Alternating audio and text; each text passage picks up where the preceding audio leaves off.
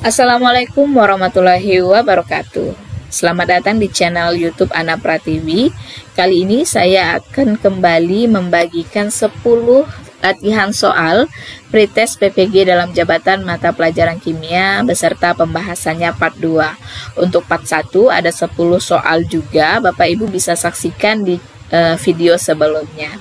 Nah, soal-soal ini sudah saya himpun dari berbagai sumber dan saya sesuaikan berdasarkan pengalaman saya mengikuti pretest PPG dalam jabatan pada tahun 2023. Langsung saja untuk tujuan pembelajaran yang pertama, dengan mengamati kesulitan dalam pembelajaran materi ikatan kimia, peserta dapat menjelaskan penggunaan TIK dalam pembelajaran kimia untuk mengatasi kesulitan tersebut.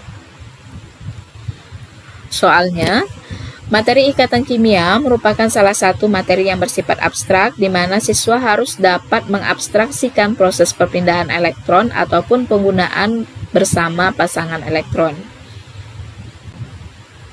Untuk itu, diperlukan media pembelajaran yang dapat menggambarkan konsep yang abstrak tersebut. Penggunaan TIK oleh guru dalam pembelajaran ikatan kimia memberikan manfaat agar A. Mempermudah sistem pembelajaran antara guru dan siswa. B. Materi dapat disajikan dengan menghubungkan kehidupan nyata. C. Membantu daya abstraksi siswa melalui model dan visualisasi. D. Siswa dapat menelusuri materi lebih lanjut melalui internet. E. Guru lebih mudah dalam memberikan tugas pada peserta didik. Kata kuncinya adalah materi ikatan kimia yang bersifat abstrak. Sehingga penggunaan TIK oleh guru dalam pembelajaran ikatan kimia memberi manfaat agar, jawabannya C, membantu daya abstraksi siswa melalui model dan visualisasi. Soal selanjutnya, pada materi bentuk molekul, jika guru hanya menjelaskan materi tersebut di papan tulis tentu akan menyulitkan siswa memahami bagaimana bentuk molekul yang mendekati kenyataan. Untuk itu, Pak Imam berusaha membantu siswa untuk memahami materi tersebut dengan cara A. Membuat modul tentang bentuk molekul agar siswa dapat mempelajari ulang secara mandiri di rumah. B. Memperbanyak diskusi untuk menyelesaikan materi yang berkaitan dengan bentuk molekul. C. Menyiapkan pembelajaran bentuk modul elektronik dengan bentuk molekul senyawa. D. Membuat animasi yang menggambarkan proses pembentukan berbagai molekul senyawa. Dan E. Meminta siswa secara berkelompok membuat model bentuk molekul dengan bahan yang ada di lingkungan. Nah, sama halnya dengan materi ikatan kimia, bentuk molekul ini adalah salah satu dari beberapa materi kimia yang juga bersifat abstrak, sehingga diperlukan model yang sesuai, cara yang sesuai untuk menyampaikan materi ini. Biasanya untuk bentuk molekul digunakan molimod, bisa berasal dari bola pingpong, kelereng, entah itu plastisin dan lain sebagainya. Tetapi di era digital seperti saat ini lebih ditekankan pada pemanfaatan teknologi. Bapak Ibu bisa menjawab D. Membuat animasi yang menggambarkan proses pembentukan berbagai molekul senyawa. Tujuan pembelajaran selanjutnya, dengan mencermati kompetensi dasar pada materi reaksi redoks dan elektrokimia, peserta dapat merumuskan indikator pembelajaran atau indikator pencapaian kompetensi berdasarkan kompetensi dasar materi tersebut. Berdasarkan kompetensi dasar, menganalisis proses yang terjadi dan melakukan perhitungan zat atau listrik yang terlibat pada suatu sel volta serta penerapannya dalam kehidupan, maka indikator pencapaian kompetensi berikut yang kurang tepat adalah A. Menganalisis reaksi dalam sel volta dan kespontanan reaksi. B. Menganalisis proses yang terjadi pada suatu sel volta. C. Menghitung potensial sel dalam suatu sel volta. D. Mengidentifikasi terjadinya reaksi oksidasi dan reduksi. E. Mengklasifikasikan sel volta dalam kehidupan sehari-hari. Maka indikator yang kurang tepat untuk kompetensi dasar yang dimaksud pada soal adalah D. Mengidentifikasi terjadinya oksidasi dan reduksi. Karena pada kompetensi dasar ini membahas tentang sel volta. Jika kita lihat jawaban A, B, C, dan E ini semuanya membahas sel volta, bukan oksidasi dan reduksi. Soal selanjutnya, indikator pencapaian kompetensi yang tepat untuk mencapai kompetensi dasar menjelaskan perkembangan konsep reaksi oksidasi reduksi dan hubungannya dengan tata nama senyawa serta penerapannya adalah A. Menyimpulkan ciri-ciri reaksi redoks yang spontan melalui percobaan. B. Menjelaskan cara mencegah terjadinya korosi sebagai akibat reaksi oksidasi. C. Menentukan oksidator dan reduktor pada sebuah reaksi redoks. D. Menyetarakan reaksi redoks dengan metode setengah sel. E. Menuliskan reaksi yang terjadi pada anoda dan katoda dan anoda. Jadi jawaban yang tepat adalah C. Menentukan oksidator dan reduktor pada sebuah reaksi redoks. Jadi pada KD ini siswa sudah mengenal bilangan oksidasi, sehingga mereka bisa dari suatu reaksi bisa menentukan kenaikan atau penurunan bilangan oksidasi dan menentukan yang mana yang merupakan oksidator atau yang mengalami reduksi dan yang mana yang merupakan reduktor atau yang mengalami oksidasi. Tujuan pembelajaran selanjutnya dengan mencermati indikator pencapaian kompetensi IPK yang dirumuskan pada materi termokimia, peserta dapat merumuskan capaian pembelajaran berdasarkan IPK tersebut. Pada saat menyusun RPP termokimia, Bu Diana hendak merumuskan capaian pembelajaran yang berasal dari indikator pencapaian kompetensi berdasarkan salah satu IPK, yaitu menghitung entalpi molar. Maka capaian pembelajaran berikut yang kurang tepat adalah siswa dapat A. Menentukan persamaan termokimia. B. Menggambarkan diagram energi. C. Menghitung nilai entalpi molar. D. Menentukan perubahan entalpi secara atomisasi. Dan E. Membedakan antara sistem dan lingkungan. Maka jawabannya adalah E. Membedakan antara sistem dan lingkungan. Untuk IPK menghitung entalpi molar, maka membedakan antara sistem dan lingkungan ini materi yang sudah lewat, sehingga kurang tepat. 16. Pada rumusan IPK menentukan delta H reaksi berdasarkan percobaan, hukum Hess, data perubahan entalpi pembentukan standar, dan data energi ikatan. Maka rumusan capaian pembelajaran berikut yang tepat adalah A. Menjelaskan pengertian delta H sebagai kalor reaksi pada tekanan tetap. B.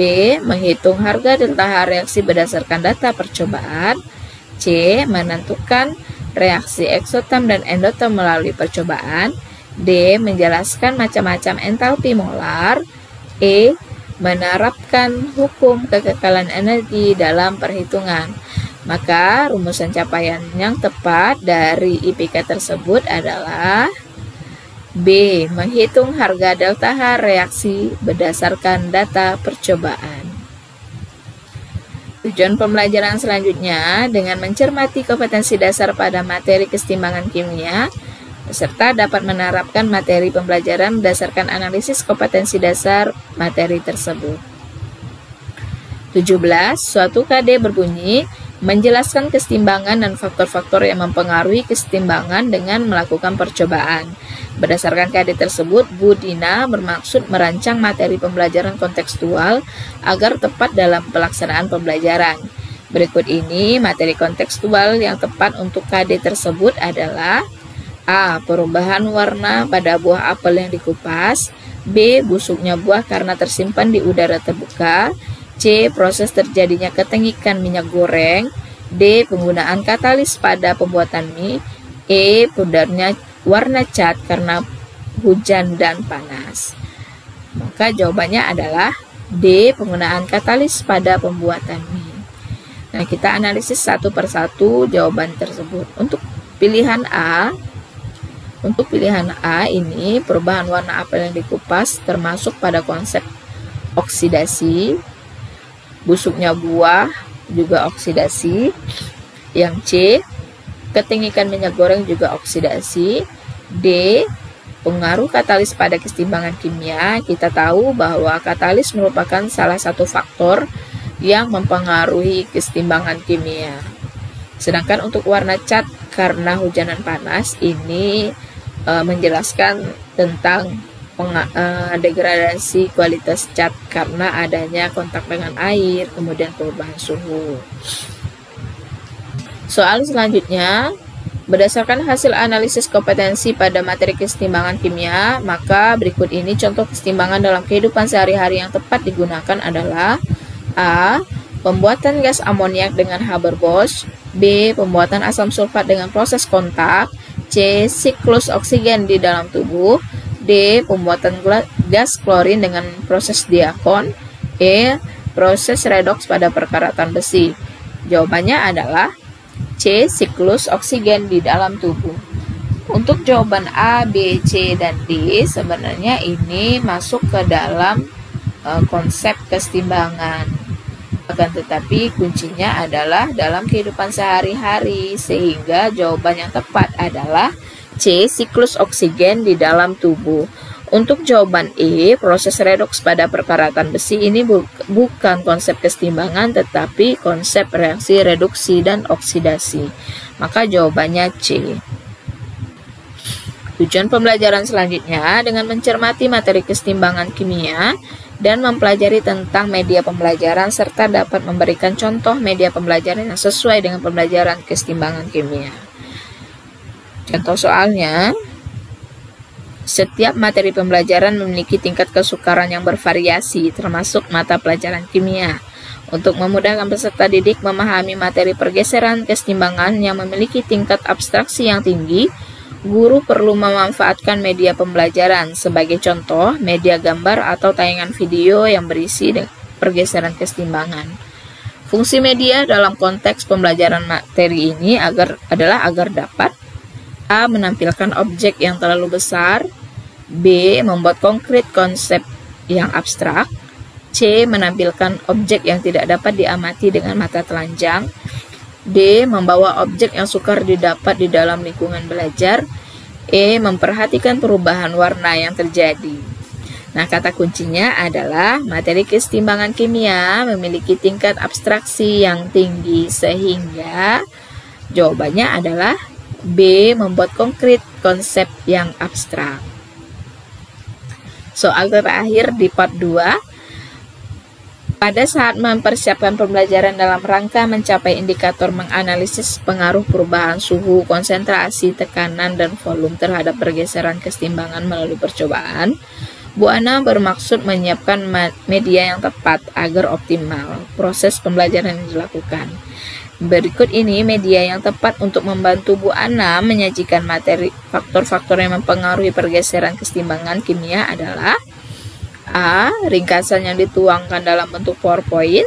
B. Soal latihan yang disusun dalam bentuk LKPD. C. Visualisasi materi tersebut dalam bentuk virtual lab interaktif. D. Bahan literasi dituangkan dalam bentuk komik dialog. E. Permainan dalam bentuk game ular tangga. Nah, kita tahu bahwa proses konsep pergeseran kesetimbangan ini merupakan salah satu konsep yang bersifat sangat abstrak, sehingga diperlukan visualisasi. Sehingga jawaban yang tepat adalah C. Visualisasi materi tersebut dalam bentuk virtual lab interaktif. Sekian pembahasan materi pada part 2. Semoga bisa membantu Bapak Ibu dalam mempersiapkan diri mengikuti pretest dan mendapatkan hasil yang baik. Jangan lupa di komen, like, dan subscribe channel ini. Terima kasih. Wassalamualaikum warahmatullahi wabarakatuh.